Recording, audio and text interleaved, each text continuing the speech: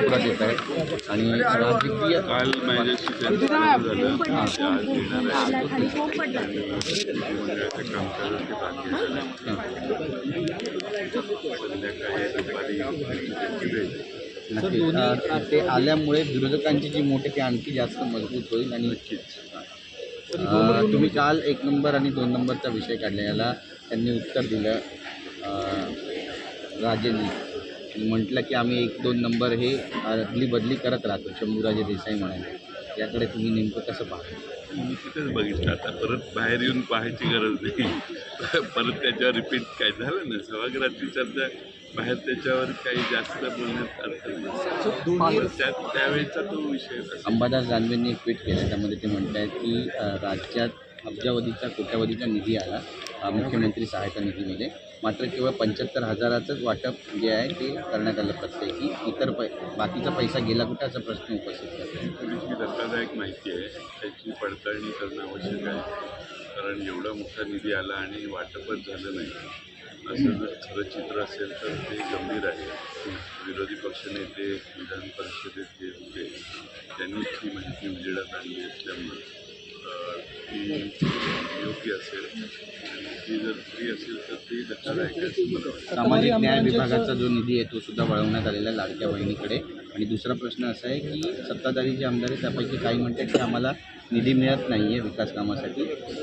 विरोधकांचे जे आमदार आहेत विरोधामध्ये त्यांना तरी निधी मिळतो आहे का, हा सुद्धा सवाल आहे. विरोधी आमदारांना निधी मिळण्याची एवढं मन सरकारचं मुख्य नाही आहे, त्यामुळे त्यांचा विषय पुढचाच आहे. जे सत्तेत आहे तेही समाधानी दिसत नाही, कारण अनेकांच्या रांगणी चालू आहे. काही ठराविक आवडत्या लोकांना शेकड्यात केलं आहे आणि आवडत्या लोकांना एक सत्ताधारी आमदारच नाराज आहेत. एकंदरीत ही स्थिती दिसते आणि अधिवेशन खूप कमी कालावधीचं आहे. काही 6 दिवसाच्या अधिवेशनात मिळणार नाही हे काळात आहे.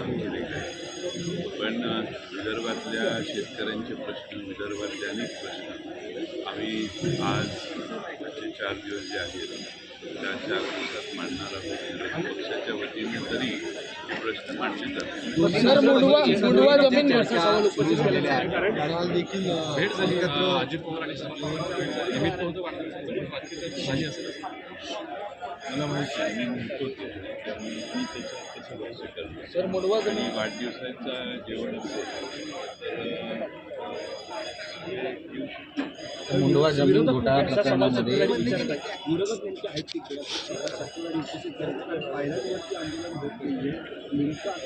सत्ताधारी असा प्रश्न विचारू शकत नाही. हा त्यांचा स्वतःचा प्रश्न आहे असं माझं मत आहे. कारण पायऱ्यांवर आंदोलन करण्याच्या विषयीचा जो विषय आहे आम्ही सभागृहात सगळेच प्रश्न प्रभावीपणे मांडतोय. पायऱ्यांवर बसून आंदोलन करणं, ज्या गोष्टी सभागृहात मांडल्या जात नाहीत, सरकार त्याच्या जागी त्या गोष्टी पायऱ्यांवर येऊन काढलेत आणि 32 जी आर काढलेत. 21,000 कोटींची मदत शेतकऱ्यांना दिलेली आहे. खरंच अशी शेतकऱ्यांना मदत दिली मला असं वाटतं. 32 जी आर काढण्यात आणि 21,000 कोटींची मदत आम्ही शेतकऱ्यांना दिलेली आहे. 32 जी आर काढले मदतीचे आणि 21,000 कोटी रुपयांची मदत शेतकऱ्यांना शेवटपर्यंत पोचत नाही आणि बऱ्याच महाराष्ट्राच्या वेगळ्या भागात अतिवृष्टीने ग्रस्त असणाऱ्या नुकसानग्रस्त असणाऱ्या शेतकऱ्याला ही मदत पोचलेली नाही अशी महाराष्ट्राच्या वेगळ्या भागात तक्रार आहे. लोक तक्रार करतात की विरोधी पक्ष म्हणून आमच्याकडे येते म्हणून आम्ही आवाज देतो. त्यामुळं सरकार कितीही म्हणत असतो किती पैसे वाटले आणि किती नाही, मला वाटतं की लोकांचं समाधान झालेलं नाही. राज्यात महायुतीचा फॉर्म्युला ठरला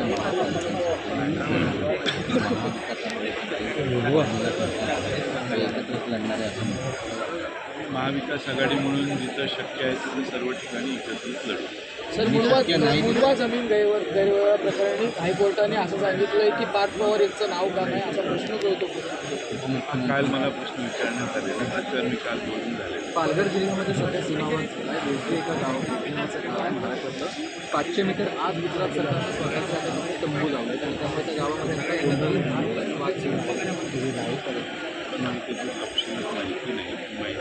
दुपारी बोलतो. सर रवी राणा रवी राणा म्हणते की बिबट्याला पाळीव प्राण्याचा दर्जा द्या आणि बिबट्याला पाळण्याची परवानगी सरकारनं द्या. आज सकाळी पण आम्ही बघितलं की इथे विधानभवनामध्ये कुत्रे पकडण्यासाठी नागपूर महापालिकेचे कर्मचारी आले होते आणि कुत्रे पकडण्याचा बराच प्रयत्न केला पण कुत्रे पळून गेले. ज्या सरकारला कुत्रे पकडता येत नाही ते बिबटे काय पकडतात हा दुसरा प्रश्न त्यातून उद्भवतो. रवी राणांचं जे दृष्टिकोन आहे बिबट्यांना पाळीव प्राण्याचा दर्जा द्या त्यामुळं महाराष्ट्रातल्या सत्तारूढ पक्षाची दिवाळखोरी काय चालू आहे तुम्हाला त्यातनं लक्षात घ्यायला हरकत नाही. सर पुणे जमीन प्रकरणावरती विरोधक गप्प आहे.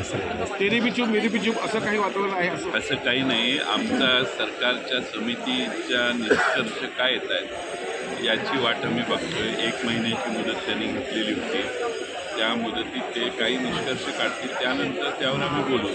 ज्यावेळी निष्कर्ष निघाले नाही तर हवेत गोळ्या मारणं योग्य नाही. ते आमच्या हातात माहिती जी तुमच्याकडे आहे तेवढीच उपलब्ध आहे. ते समिती नेमलेली आहे ती अधिक माहिती देत असेल त्यानंतर त्यावर बोलणं योग्य आहे. नगर परिषदेच्या निवडणुका संपल्या 23 तारखेला निकाल आहे आणि अशा वेळेला मशीनची खबरदारी घेत आहेत बाहेर बसून. हायकोर्ट म्हटलेलं आहे की एफ आय आरमध्ये नाव का नाही नोंदवलं गेलं असं हायकोर्टाला सवाल विचारला. कारण जे सही करतात तेच पहिल्यांदा जबाबदार असतात. त्यामुळे जो करार करतो त्या करार केल्यानंतर त्याच्यावर जर गुन्हा दाखल झाला तर पुढच्या इन्व्हेस्टिगेशनमध्ये त्या कंपनीमध्ये कोण कोण आहे काय आहे हा सेकंड थॉट आहे. तो इन्व्हेस्टिगेशनमध्ये जर पुढं आला तर आवश्यक असेल तर त्यावर पुढचे पावलं उचलली जातात. त्यात पहिल्याच दिवशी सगळ्या गोष्टी होत नाहीत. प्रोसिजर आहे. ज्या मशीन्स आहेत ठेवलेल्या त्या मशीन्सच्या संरक्षणासाठी सत्ताधारी पक्षाचा विरोधी सगळे लोक बाहेर बसलेले रात्रंदिवस पहारा करतात. हे कशाचं द्योतक आहे? द्योतक आहे कारण लोकांचा या EVMवर विश्वास नाही. अनेक ठिकाणी जयसिंगपूरला का कुठं वडगावला मला वाटतं काल घटना घडली की तिथं CCTV लोकांनी आणून लावलेले कॅमेरे ते पोलिसांनी येऊन काढले. म्हणजे डोक्याचा काही भागच नाही. ते लोक पाळत ठेवत असतील कॅमेऱ्याने तर सरकारचं किंवा पोलीस यंत्रणेला काय त्रास होतो. पण CCTV कॅमेरे लावून देत नाही तिथं माणसं लावून देत नाही. म्हणजे सगळ्या संशय यावा अशाच हालचाली सरकारी यंत्रणा करत असतात. खरी परिस्थिती ही आहे की त्या ठिकाणच्या लोकांना त्या EVMवर विश्वास नाही म्हणून त्याची पाळत ठेवणं. ते EVM बाहेरून हॅक होतील का याची शंका असणं.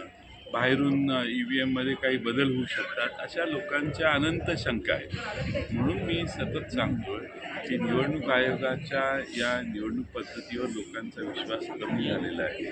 निवडणूक आयोगाने बॅलेटवर निवडणुका घेतल्या तर निवडणूक आयोगाला देखील काहीतरी अर्थ निर्माण होईल.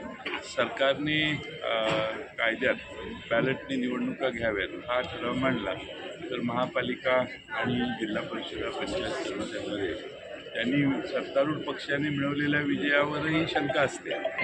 मग ज्याचा विजय होतो त्यालाही समाधान नाही आणि ज्याचा पराभव होतो त्यालाही समाधान नाही. त्यामुळं बॅलेटच्या निवडणुका ज्या पूर्वी होत्या त्याच शर्ती